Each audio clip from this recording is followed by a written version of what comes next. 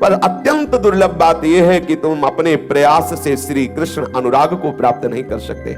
इसलिए हमारे यहाँ रसिकों ने कहा है कि चाहे जितना प्रयास करके देख लो, बिना रसिक कृपा के ये प्रेम का अंकुरण नहीं होता। रे मन रसिकन संग बिन रंच न उपजय प्रेम, रंच मात्र भी हृदय में प्रेम नहीं आएगा। प्रिया प्रीतम के चरणों में जो अनुराग है वो तो केवल अनुरागी जनों से ही आएगा। उद्धव जी महाज्ञानी है, पर गोपी जनों की चरण धूलि प्राप्त होने पर ही वो श्री कृष्ण अनुराग में डूबे। महाप्रभु चैतन्य देव कह रहे हैं कि सर्वश्रेष्ठ है श्री कृष्ण चरणों का अनुराग, पर वो किसी प्रयास से नहीं होता। ये अत्यंत दुर्लभ प्रेम रस, ये महान प्रेम लक्षणा भक्ति, सब जगह सब अवस्थाओं में सर्वकाल में व्याप्त जो श्री हरि है उनसे अनुराग होना, ये केवल केवल नाम प्रेम से होता है। और नाम प्रेम भजन न होई संग बिनु, भजन बिना नहीं प्रेम, भजन न सेनी प्रेम की बहुत से रस ग्रंथों में वर्णन आया है। बहुत महिमामयी बात है। जब तक नाम में प्रीति नहीं होगी तब तक आपके हृदय में अनुराग नहीं आएगा। और नाम जापक रसिकों का, भगवत प्रेमी महात्माओं का जब तक संग नहीं होगा तब तक नाम में प्रेम नहीं हो सकता। भजन न होई संग बिनु, और भजन बिना नहीं प्रेम, छिनहु भजन न छाड़िए धरिए यह ध्रुव नेम। नाम कीर्तन, नाम रटन, इसमें सच्ची बात, ये अनुभव की बात कह रहे हैं। काली देह में पूज्यपाद श्री जगदीश बाबा के यहां श्रीधर बाबा रहते थे। गुरु कृपा से उनकी श्री चरण सेवा का सौभाग्य मिला। तो जब उनकी कुटिया में जाते तो हृदय में अपने आप गुरु मंत्र ऐसे चलने लगता जैसे मशीन से चलाया जा रहा हो, क्योंकि इतने जप के परमाणु पूज्यपाद बाबा के थे कि वहां सेवा के लिए उनके चरण द्वारा उनके पास बैठने मात्र से हृदय में विकलता होती है। ऐसे मंत्र, ऐसा लगता है जैसे कोई मशीन चल रही है हृदय में, बार बार बार ऐसे मंत्र, और बस एक ही प्रेरणा, सब छोड़ो नाम जप करो, सब छोड़ो। क्यों? क्योंकि वो पूर्ण नामनिष्ठ महात्मा, नामनिष्ठ महापुरुषों का संग हृदय में नाम प्रेम पैदा कर देता है। सर्वत्र से आसक्ति हटाकर नाम इतना प्यारा लगे, और जिस दिन नाम का रंग चढ़ा तो देख लेना कुछ अच्छा नहीं लगेगा। प्रिय से प्रिय मित्र जब आपसे मिलने आएगा तो आपको जलन पैदा हो जाएगी, कब जाए, मेरे से बात न करे, मेरा नाम छूट जाएगा। और ऐसा जी व्याकुल होने लगता है और हृदय में लगता है कुछ ऐसा हो जाए जिससे मेरे से कोई न मिले, कुछ ऐसा हो जाए जिससे कोई हमें प्यार न करे, कोई हमसे बात न करे, नाम छूट रहा है। इसीलिए तो फिर वो एकांत से भी बनवासी होने लगता है। कहीं घाट में, गुफा में, एकांत में ऐसी जगह बैठे जहां कोई आता जाता ना हो, अपने प्रीतम का नाम निरंतर रटे, कोई बाधा ना पड़े, व्याकुलता पैदा हो जाती है। कोई फल फूल नहीं कि उसके हृदय में नाम जपेंगे तो ये हो, नहीं, इतनी विकलता नाम की है कि वो जी नहीं सकता नाम के बिना। नाम के बिना जी नहीं, उसको कोई फल नहीं चाहिए। सच्ची मानिए, उस दशा में ये नहीं रहता कि मेरे को परम पद मिलेगा, मेरे को भगवत प्राप्ति, कुछ नहीं। वो बस एक ही बात मांगता है, नाम न छूट जाए, ये नाम न छूट जाए। बार बार नाम की आवृत्ति से ऐसा उन्मत्तता, ऐसा नशा चढ़ता है, सब फीका लगने लगता है। महाप्रभु चैतन्य देव कह रहे, एकमात्र नाम से ही भगवत प्रेम प्राप्त होता है। और वो नाम जापक संतों के संग से ही जिह्वा में निरंतर स्फुरित होता है। नाम जापक संतों का संग ना हो तो भजन घसीटने पर भी नहीं होता, देख लो आप लोग। और जहां हम संतों की सभा में बैठते तो उमगन होती, बस नाम जप करूं, बस सब छोड़ूं, नाम जप करूं, ऐसा होता है। पर होता क्या है कि फिर कुसंग हो जाता है तो फिर भावना दब जाती है और विषय चिंतन में हम राजी होने लगते हैं। नाम का ही श्रवण, नाम का ही कीर्तन, ये नाम जप की बहुत रसमयी स्थिति जागृत शीघ्र हो जाएगी यदि आप ऐसे जपे। नाम दिखाई देना चाहिए, ऐसा अभ्यास करें। थोड़ा संख्या कम होगी लेकिन बहुत जल्दी लाभ देगा। जैसे आप आंख खोले हुए या आंख मूंदे हुए सुंदर सुंदर रंगों से भरिए, मानो अपने को राधा बोलना है, सुंदर रंगों से भरे राधा, और वही कान में सुनाई दे राधा राधा राधा। आप देखोगे रोने न लगो तो कहना, ऐसा लगेगा कि हृदय फट रहा। थोड़ी देर तो विषय, जलन, ये सब परेशान करेंगे, लेकिन एक सीमा है, इसके बाद ये सब नष्ट हो जाते हैं। पर ये इस पद्धति में मन लगेगा नहीं, उबेगा, भागेगा, आपको परेशान करेगा। नहीं नहीं, ऐसे नहीं जपना, नहीं। वो जपने में राजी अगर हो सकता है तो इसी विषय में राजी हो। टीवी चला दो, फिर माला चल रहा, फिर वो राजी रहे, दो लोग बैठो बात करो, फिर राजी रहेगा। हाँ, कुछ ऐसे बहिर्मुख होते हुए, क्योंकि वो अपने को बचाना चाहता है। यदि सीधे ऐसे नाम जप करे कि मानो मंत्र है तो एक एक अक्षर मात्रा आराम से, हमें कोई किसी को दिखाना नहीं कि हमने इतने जपा। सब जप का फल है उसमें डूबना। एक नाम हम अगर 2 मिनट में बोलते हैं तो हमें कोई घाटे की बात, आराम से राधा, आराम से बार बार बार बार राधा राधा। वो मन राजी नहीं होगा, लेकिन अगर ऐसे राजी कर लिया तो बहुत शीघ्र वो स्थिति आएगी जिस स्थिति में जीव उन्मत्त हो जाता है। आनंद का ऐसा अनुभव होता है कि उसे फिर कुछ सुहाई नहीं देता। आप देख लेना, अगर कुछ घंटे आप ऐसा अभ्यास कर ले तो 24 घंटे वो अभ्यास आपके हृदय में नाम को जागृत रखेगा। देख लेना, ये अनुभव की बात कह रहा हूं। आप बराबर ऐसा अभ्यास, आप गणना पे ना जाइए, आप चिंतन पे जाइए। एक एक बड़ा सुखद है, बड़ा सुखद। देखना आपका हृदय ऐसा विकल होने लगेगा कि कोई मेरे से बात न करे। आपको लगेगा ऐसी जगह बैठू जहां कोई आवाज न सुनाई दे, क्योंकि वो चिंतन न छूटने पावे। फिर तो अभ्यास जब दृढ़ हो जाता है तो हजारों के बीच में बात करो तो नाम दिव्य रूप से चमकता रहता है, वो मंत्र दिव्य रूप से चमकता रहता है। और झांक के देखो तो मंत्र ऐसे चल रहा है जैसे मशीन में, ऐसे बार बार ऐसे रहट में वो पानी की आती है, गांव में जैसे होता था बैल घुमाते थे, वो अपने आप चल रहा है बार बार ऐसे ऐसे ऐसे ही चलता रहता है, बार बार मंत्र। कितना आनंद, अपार सुख जब देखता है मैं कर नहीं रहा लेकिन हो रहा है, जिसे अजपा जाप कहते हैं। मैं कर नहीं रहा हूं, अब उसके हृदय में बार बार उन्मत्तता आई, मैं जीत गया, लाडली जी ने जिता दिया। बिना प्रयास के निरंतर भजन चल रहा है। आप शयन कर रहे हैं, जरा सी चेतना खुली, देखा मंत्र चल रहा है। आप बैठे, देखा बिना प्रयास के मंत्र चल रहा है, नाम चल रहा है आनंद में। यही आनंद वृत्ति समस्त दोषों से रहित करके उसे निर्दोष ब्रह्म स्वरूप बना देती है, भगवत स्वरूप बना देती है। प्रभु का प्रेम प्राप्त करना मुख्य बात है, और वो प्राप्त होता है नाम कीर्तन, नाम जप, और इसमें रति होती नाम जापक महात्माओं से, भगवत प्रेमी जनों से। सब उपाय, सब साधनाएं, सब आश्रय जब तक आप परित्याग नहीं करेंगे तब तक नाम में प्रीति नहीं होगी। पकड़िए, अब एक ही बात हमें है, प्रभु का विस्मरण ना हो, और वो जो गुरु जी ने नाम दिया, मंत्र दिया, बार बार आवृत्ति, बार बार उसकी कितना गाढ़ नशा चढ़ता है। ऐसे खोपड़ी में ऐसा लगता है कुछ घूम रहा है, एक मादकता चढ़ती, एक मतलब अब वाणी की सामर्थ्य नहीं कि शब्दावली से उस स्थिति को बोला जा सके। बड़ा जिस आनंद की वृत्ति के लिए हम तड़पते रहे हैं, विषयों में खोजते रहे हैं, भटकते रहे हैं, नाना प्रकार के दंड भोगते रहे हैं उस आनंद की खोज के लिए, पर गलत जगह खोजते रहे। लौटो नाम, देखो नाम में कैसी खुमारी चढ़ती, कैसी उन्मत्तता आती है, कैसे प्रभु छुप सकते हैं। देख लो, नाम जापक को चाह करनी नहीं पड़ती, प्रभु चाह रूप से बैठ जाते हैं, प्रभु रूप प्रकाशित कर देते हैं, अपने आप वो सब होने लगता है। आप पकड़ो, केवल नाम को पकड़ो। भगवत कृपा तुम्हारे ऊपर बहुत है। देखो महाप्रभु कह रहे हैं श्री रूप जी से, तुम्हारे ऊपर भगवत कृपा बहुत है, और अहेतुकी है। कोई हेतु नहीं कि तुम्हारे ऐसी कोई साधना बनी हो कि भगवत कृपा है, अहेतुकी कृपा प्रभु की बरस रही है। एक मोटी सी पहचान तुम्हें बता रहा हूं, तुम उससे समझ जाओगे कि प्रभु की अहेतुकी कृपा तुम्हें कैसे भक्ति के मार्ग में घसीट रही है। देखो श्रीमद् भागवत में भगवान कपिल देव स्वयं वर्णन करते हैं, मदगुण श्रुति मात्रेण मयि सर्व गुहासय मनोगति रविच्छिन्ना यथा गंगाम भसोम बुधौ। देखो भगवत कृपा का स्वरूप। जब भगवत प्रेमी महात्माओं का मिलन हो तो जान लेना भगवत कृपा प्रमाणित हो गई कि मेरे ऊपर है। जैसे विभीषण जी कह रहे, अब मोहि भाव भरोसा हनुमंता, बिनु हरि कृपा मिले नहीं संता। और जब संत मिले तो अखंड स्मृति जागृत हो जानी चाहिए, यही संत की पहचान है।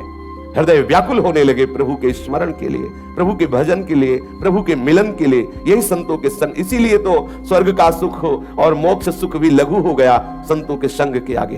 तात स्वर्ग अपवर्ग सुख धरी तुलाय कंग, तुलन ताहि सकल मिली जो सुख लव सत्संग। क्योंकि मोक्ष से भी बड़ा जो अनुराग है प्रभु का, इन अनुरागी जनों के संग से सीधे उनके नाम में अनुराग, उनके रूप में अनुराग, उनकी चरण सेवा में अनुराग, ये बड़ी खास बात है। प्राणी मात्र के हृदय रूपी गुफा में श्री कृष्ण विराजमान है। कोई भी, वो चाहे चींटी हो चाहे हाथी हो, सबके हृदय रूपी गुफा में हमारे प्रीतम विराजमान है। सर्वांतर्यामी है, बहुत ही भक्त वत्सल है, समस्त लोकपाल जिनकी आज्ञा से पूरा वर्ताव करते हैं। इसीलिए अपने श्री कृष्ण को कहा गया ईश्वर। वो ईश्वरों का भी ईश्वर, सर्वनियंता, सर्वज्ञ और सबके हृदय रूपी गुफा में विराजमान है। जब हम श्री कृष्ण नाम रटते हैं, श्री कृष्ण गुण का श्रवण करते हैं, तो हमारी चित्तवृत्ति श्री कृष्ण में लगने लगती है। जब हम विषय चिंतन करते हैं, विषय महिमा सुनते हैं, विषय भोगों की बात सुनते हैं, तो हमारी चित्तवृत्ति विषयों में लगने लगती है और मुझ सच्चिदानंद के अंश को घोर विषयी बनाकर जन्म मरण के दुख को भुगाने के लिए विवश कर देता है। जब हम प्रभु का नाम जप करते हैं, प्रभु का नाम कीर्तन करते हैं, प्रभु के गुण कीर्तन करते हैं, तो हमारा चित्त प्रभु का चिंतन करने लगता है। और जब ऐसा चिंतन होने लगता है जैसे गंगा जी जाकर समुद्र में अपने नाम रूप को विलीन कर दिया, अर्थात जब हमें यह सुध न हो कि मैं स्त्री हूं कि पुरुष हूं, मैं कौन हूं, कहां हूं, एकमात्र भगवत चित्त, उसी समय हृदय रूपी गुफा से प्रभु प्रकाशित हो जाते, प्रकट हो जाते और देख पाता है कि हृदय रूपी निकुंज में ये गौर श्याम जोरी विलस रही है, एक ऐसे गौर श्याम जोरी हृदय में विहार कर रही है। पर मन की गति अविच्छिन्न रूप से, अखंड रूप से प्रभु में निरंतर लगने लगे, तब प्रभु का प्रकाश होता है हृदय में। है सबके हृदय में है, पर जब तक हमारा ऐसा चिंतन नहीं होगा, पकड़ने की बात है, अखंड चिंतन, निरंतर चिंतन, अन्य कोई चिंतन आए ही ना, तब तक प्रभु प्रकाशित नहीं होंगे हृदय में, ऐसा शास्त्र कहता है। फिर श्री कृष्ण कभी आंखों से ओझल नहीं होते। एक बार हृदय रूपी गुफा से निकलकर प्रकाशित हुए, फिर ऐसा नहीं जो थोड़ी देर प्रकाशित हुए बस चले गए, फिर कभी नहीं, फिर तो निरंतर वो उन्हीं के संग खेलता है, उन्हीं की लीलाओं में सम्मिलित हो जाता है, उन्हीं की सेवा सुख में मगन रहता है। और वो छोड़ना भी चाहे तो वो नहीं छोड़ सकता, उसकी सामर्थ्य नहीं रह गई। और प्रभु से ऐसे पकड़ लेते हैं कि प्रभु भी उसे उसके बिना नहीं रह सकते। जैसे भक्त प्रभु के बिना नहीं रह सकता, तो प्रभु भी ऐसे आसक्त हो जाते हैं अपने भक्त पे। अहम भक्त पराधीन, साधु है मेरा हृदय, मैं साधु का हृदय हूं। अब दो रह ही नहीं गए, कहने को है भक्त और ईश्वर, भक्त और प्रभु, लेकिन वास्तविक जो प्रभु है वही भक्त हो गया, जो भक्त है वही प्रभु। अब दो नहीं रह गए, क्योंकि उसका सब कुछ प्रभुमय हो गया। आरंभ में साधना में जो साधन भक्ति, उसमें थोड़ी परेशानी होती है। ये जो आरंभ में अपने लोग हैं ना, तो ये जलन, वो वासनाएं, और ऐसा माया प्रपंच रचिती है, बाहर पूछो मत। वो आप बड़े आनंद से जा रहे हो, कोई मिला प्रणाम, थोड़ी सी ऐसी दवा डाल दी, अब चिंतन बदल गया, ये क्या बोल रहा था, ऐसा क्यों बोला, ये मिला ही क्यों। वो मिलेंगे, प्रभु की माया भेजेगी, जाओ प्रणाम, पहले साष्टांग प्रणाम करेंगे तो आपको लगेगा जहां साष्टांग और कैसे, बस वो छोड़ दिया बूंद। हाँ, अगर आप बचना चाहते हो तो साष्टांग प्रणाम जब होने लगे तो समझना कोई दवा डालने आया है।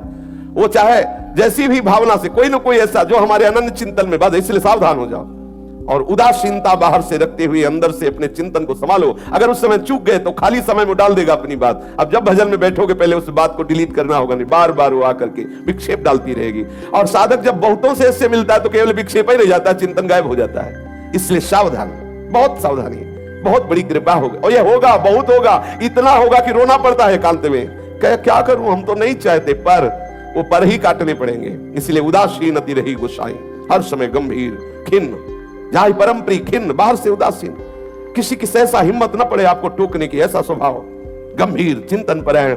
अपने हम पूज्य श्री सदगुरुदेव भगवान को देखा, जा रहे हैं बस ग्रीवा झुकी हुई, प्रणाम नमस्कार श्री हरिवंश, वो तो अब तो मुस्कुरा करने नहीं, कुछ भी, बस बहुत ऐसे कर दिया, ऐसे कर, बस देखा ही नहीं। फिर प्रश्न करो, बोलो कुछ भी, महाराज पधारना, कुछ भी, कोई मतलब नहीं, वो अपनी धुनी में चले जा रहे। और सब जानते हैं कि भगवत मार्ग का पथिक है, इसलिए कितना भी कैसे भी उनके प्रति बुरा भाव नहीं होता। ये लगता है कि वो अपने भाव में डूबे। अगर कहीं व्यवहार संभालने के लिए बोला तो कोई न कोई बात, कोई न कोई ऐसा जो हमारे अखंड चिंतन में बाधा पहुंचाए। साधक को सावधान रहना चाहिए।